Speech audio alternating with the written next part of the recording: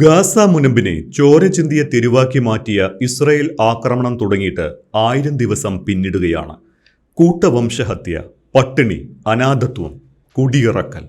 Gaza 3 വർഷമായി കടന്നുവന്നത് ഇതിലൊക്കെ കൂടിയാണ്. വെടിനിർത്തൽ നിലവിൽ വന്നതിന് ശേഷവും ഇന്നും ഗാസ അശാന്തമാണ്.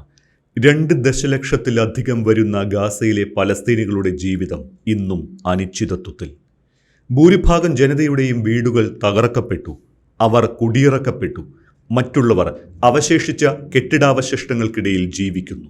വെടിനിർത്തൽ നിലവിൽ വന്നിട്ട് പോലും ഗാസയിൽ സമാധാനമില്ലാത്ത ദിനരാത്രങ്ങളാണ് ഇപ്പോഴും. ഇസ്രായേലിന്റെ ആക്രമണം അവസാനിച്ചിട്ടില്ല. ഇന്നലെ വരെയുള്ള കണക്കുകൾ പ്രകാരം 73,066 ജീവനുകൾ അവിടെ പൊലിഞ്ഞിട്ടുണ്ട്. ഔദ്യോഗിക കണക്കുകൾ പ്രകാരം 21,000 കുട്ടികളാണ് മരിച്ചത്. ഗാസ മുനമ്പിന്റെ പകുതിയിലധികവും ഇപ്പോഴും ഇസ്രായേലി സൈന്യത്തിന്റെ നിയന്ത്രണത്തിലാണ്.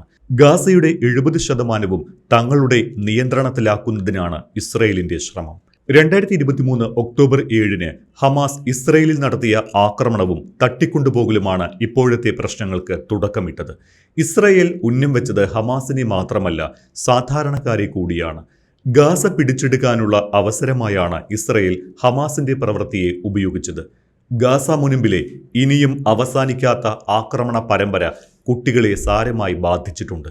പട്ടിണിയും അനാഥത്വവും കുടിയിറക്കലിന്റെയും ദുരിതം പേറുകയാണ് കുഞ്ഞുങ്ങൾ. 2023 ഒക്ടോബർ 8 ഇസ്രായേൽ ഗാസ മുനമ്പിൽ ആക്രമണം തുടങ്ങിയത്. പിന്നീട് 2 വർഷം ഇടതടവില്ലാതെ ഗാസയിൽ ഇസ്രായേൽ നിരായുധരായ സാധാരണക്കാർക്ക് നേരെ ആക്രമണം തുടർന്നു.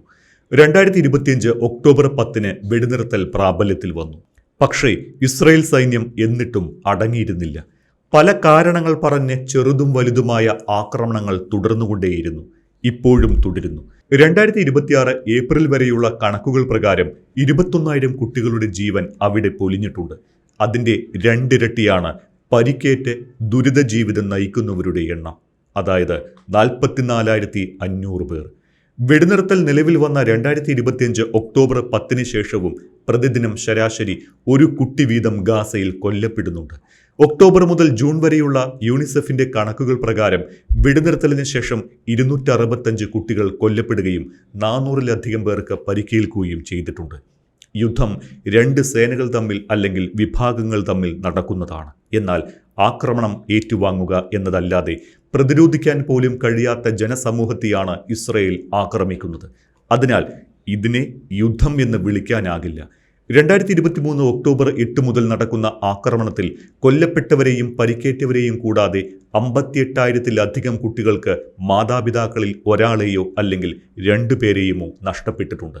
ഒരു ജനതയ്ക്കാകെ അവരുടെ ഇപ്പോഴത്തെ തലമുറയ്ക്കും വരാനിരിക്കുന്ന തലമുറയ്ക്കും ശാരീരികവും മാനസികവുമായ ഉണങ്ങാത്ത മുറിവുകളാണ് ഈ യുദ്ധം സമ്മാനിക്കുന്നത്.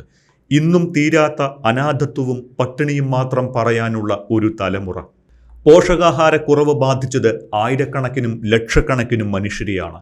ഭക്ഷണം പോലും എത്തിക്കാൻ തയ്യാറാകുന്നില്ല ഇസ്രായേൽ.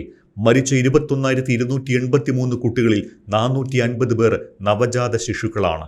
യുദ്ധകാലത്ത് ജനിച്ചവർ. പലരും പിറന്നു വീഴും മുൻപേ ഇല്ലാതാക്കപ്പെട്ടു. 1 വയസ്സിന് താഴെയുള്ള 1029 കുട്ടികളും 5 വയസ്സിന് താഴെയുള്ള 5031 കുട്ടികളും കൊല്ലപ്പെട്ടു. 10,500 കുട്ടികൾക്ക് ജീവിതം തന്നെ ഇല്ലാതാകുന്ന തരത്തിൽ മാരകമായ പരിക്കുകൾ സംഭവിച്ചു. 1000-ലധികം കുട്ടികൾക്ക് അംഗച്ഛേദം സംഭവിച്ചു. അഥവാ ജീവിതം ആരംഭിക്കും മുൻപ് തന്നെ ഒരു തലമുറ ഒന്നാകെ ഉന്മൂലനം ചെയ്യപ്പെടുന്നു. യുദ്ധം ആരംഭിച്ചതിന് ശേഷം അല്പദിവസം കഴിഞ്ഞപ്പോൾ ഇസ്രായേൽ സൈന്യം ഗാസയിലെ അൽ നസർ ചിൽഡ്രൻസ് ഹോസ്പിറ്റലിൽ അതിക്രമിച്ചു കയറി ആശുപത്രി ഒഴിപ്പിച്ചു. രോഗികളായി പ്രവേശിപ്പിക്കപ്പെട്ടിരുന്ന കുട്ടികളെ രക്ഷപ്പെടുത്താൻ സമ്മതിച്ചില്ല. സൈന്യം പിൻവാങ്ങിയ ശേഷം കണ്ടത് അകാല ജന്മം നേടിയ 5 ശിശുക്കളുടെയും മൃതദേഹങ്ങളായിരുന്നു. അങ്ങനെ എത്രയെത്ര ഉള്ളുലയ്ക്കുന്ന കഥകൾ പറയാനുണ്ട് ഗാസ മുനമ്പിന്. 733 ദിവസം നീണ്ട ആക്രമണങ്ങൾക്ക് ശേഷം ഗാസയിൽ സമാധാനം പുനഃസ്ഥാപിക്കാനെന്ന പേരിൽ ഒരു വെടിനിർത്തൽ കരാർ ഒപ്പിട്ടു. പക്ഷേ കരാർ കടലാസിൽ മാത്രം ഒതുങ്ങി. വെടിനിർത്തൽ പ്രാബല്യത്തിൽ വന്നതിന് ശേഷം ഇസ്രായേലി ആക്രമണങ്ങൾ ഗണ്യമായി കുറഞ്ഞുവെങ്കിലും പൂർണ്ണമായും ആക്രമണം അവസാനിപ്പിച്ച് ഇസ്രായേൽ പിന്മാറിയില്ല. മിക്കവാറും എല്ലാ ദിവസവും ഇപ്പോഴും ആക്രമണം തുടരുന്നുണ്ട്. വെടിനിർത്തൽ നിലവിൽ വന്നതിന് ശേഷം മാത്രം നടത്തിയ ആക്രമണങ്ങളിൽ ചൊവ്വാഴ്ച വരെയുള്ള കണക്കനുസരിച്ച് 1053 പലസ്തീനികൾ കൊല്ലപ്പെട്ടതായാണ് ഗാസ ആരോഗ്യ മന്ത്രാലയം പറയുന്നത്. ഇതിൽ 350-ലധികം സ്ത്രീകളും കുട്ടികളും ഉൾപ്പെടുന്നുണ്ട്. 3400-ലധികം പേർക്ക് ഇക്കാലയളവിൽ പരിക്കേൽക്കുകയും ചെയ്തു. ഹമാസിനെയും മറ്റ് തീവ്രവാദ സംഘടനകളെയും ലക്ഷ്യമിട്ടാണ് ആക്രമണമെന്നാണ് ഇസ്രായേലിന്റെ ന്യായീകരണം. പക്ഷേ കൊല്ലപ്പെടുന്നവരിൽ ഭൂരിഭാഗവും സാധാരണക്കാരായ സ്ത്രീകളും കുട്ടികളുമാണ്. വെടിനിർത്തൽ സമയത്ത് US പ്രസിഡന്റ് ഡൊണാൾഡ് ട്രംപ് സൃഷ്ടിച്ച സമാധാന ബോർഡ് കാര്യമായ പുരോഗതി കൈവരിച്ചിട്ടില്ല എന്ന് തന്നെ പറയാം. ഗാസയെ യുദ്ധക്കെടുതിയിൽ നിന്ന് വീണ്ടെടുക്കുക എന്ന ഏക ലക്ഷ്യത്തോടെ ഈ വർഷം ആദ്യം കൊട്ടിഘോഷിച്ചും കോടിക്കണക്കിന് ഡോളറിന്റെ അന്താരാഷ്ട്ര പ്രതിജ്ഞകളോടെയും ആരംഭിച്ച ബോർഡ് ഇപ്പോൾ നിശ്ചലാവസ്ഥയിലാണ്. ഹമാസിന്റെ നിരായുധീകരണം, ഗാസയിലെ പുതിയ ഭരണകൂടം, സുരക്ഷ, പുനർനിർമ്മാണ ശ്രമങ്ങളെ സഹായിക്കുന്നതിനായി ഒരു അന്താരാഷ്ട്ര സ്ഥിരം സേന എന്നിങ്ങനെ പല ലക്ഷ്യങ്ങളോടെയായിരുന്നു സമാധാന ബോർഡ് രൂപീകരിച്ചത്. പക്ഷേ അതിൻ്റെ ഒരു ഗുണഫലം പോലും പലസ്തീൻ ജനതയ്ക്ക് ലഭിച്ചിട്ടില്ല. മറിച്ച് ഇന്നും പലസ്തീനികൾ ആക്രമണത്തിന് വിധേയരായിക്കൊണ്ടിരിക്കുന്നു.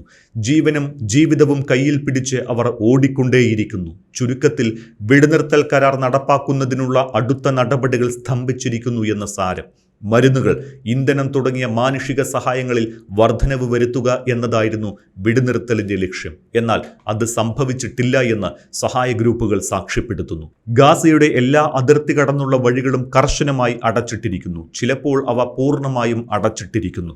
17 ആശുപത്രികൾ ഇപ്പോഴും പ്രവർത്തനക്ഷമമല്ല എന്നാണ് കഴിഞ്ഞ മാസം ഐക്യരാഷ്ട്രസഭ പറഞ്ഞത്. ഐക്യരാഷ്ട്രസഭയ്ക്ക് ശക്തി പോരാ എന്ന് പറഞ്ഞാണ് സമാധാന ബോർഡുമായി ഡൊണാൾഡ് ട്രംപ് വന്നത്.